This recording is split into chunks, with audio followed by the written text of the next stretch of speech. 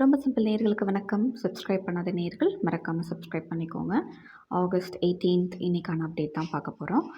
அதலக்காய் செடி வந்து கீழ தான் படர்த்தி விட்டுருக்கு. பட் ஆனா வந்து காய் எதுவும் வைக்கல. பூ வந்து நெறைய வச்சிருக்கு. இத வந்து மேல கட்டி விடலாமா? பந்தல்ல கட்டுற மாரி அப்படின்னு யோசிச்சுட்ருக்கேன். பார்க்கலாம். zucchiniல நெறைய மொட்டு வச்சிருக்குங்க. க்ரோ பேக்க தாண்டியே நல்ல ஒரு வளர்ச்சி. செடி பெருசா வளர்ந்துட்டுருக்கு. மண்ணு பார்த்தீங்கன்னா, இதுக்கு தான் போட்டிருக்கேன் க்ரோ பேக்ல. மண்ணு கூட இல்ல. வெறும் தேங்காய் நார் கழிவும், மண்புழு உரம் தான். அதுக்கே நல்லா வந்திருக்கு.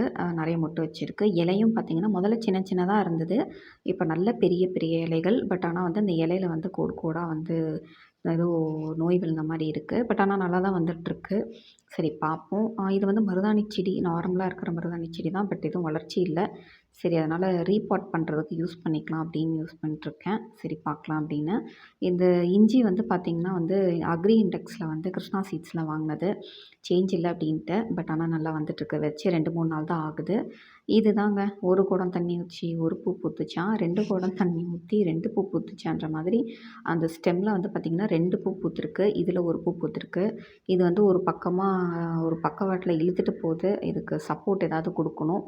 இதுவும் அந்த மாதிரி இருந்ததுனால தூக்கி ஒரு பாட்டை ரீபாட் பண்ணி வச்சுருக்கேன். சரி வேறு எதுலையாவது மாற்றி வைக்கலாம் அப்படின்ட்டு. நல்லாவே பூ வைக்குது.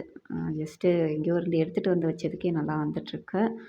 இன்னும் 2, 3 செடியிலலாம் பார்த்திங்கன்னா வந்து இந்த சிகப்பு மருதாணி, அப்புறம் செம்பருத்தி செடி கட்டிங்ஸு இது எதுவுமே வரலைங்க. அது எல்லாத்தையுமே கொட்டிட்டு வேறு ஏதாவது செடி வச்சுக்கலாம் அப்படின்ட்டு.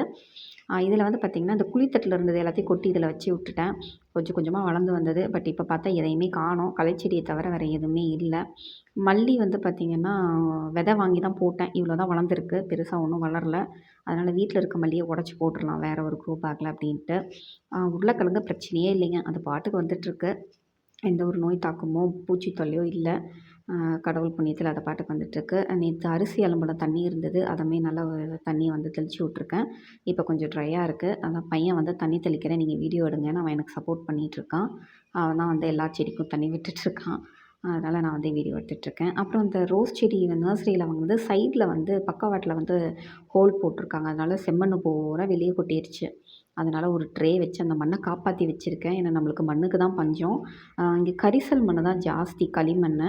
செம்மண் கிடைக்கிறது ரொம்ப கஷ்டம். ரோஸ் செடிக்கு கட்டாயம், பூச்செடிக்கு கட்டாயம் செம்மண் வேணும்னு சொல்லி நர்சரியில் சொன்னாங்க. அப்போ தான் நல்லா வளரும் அப்படின்னு. அதனால் செம்மண் கிடைக்கிற வரைக்கும் கொஞ்சம் அந்த செடியை காப்பாற்றணுமே அப்படின்ட்டு வச்சுருக்கேன். கிடைச்சோன்னே ரிப்போர்ட் பண்ணிடலாம் அப்படின்னு. அது வரைக்கும் அப்படியே வச்சு தண்ணி ஊற்றி விட்டு வரலாம் அப்படின்னு. ஆனால் பூ வந்து கொஞ்சம் லைட்டாக கருகிற மாதிரி எனக்கு ஒரு ஃபீலிங். ஏன்னா வரும்போது நல்லா ப்ளூமாய் வந்தது. இந்த வீடியோ பிடிச்சிருந்ததுன்னா லைக் பண்ணுங்கள், ஷேர் பண்ணுங்கள். மறக்காமல் சப்ஸ்கிரைப் பண்ணிக்கோங்க.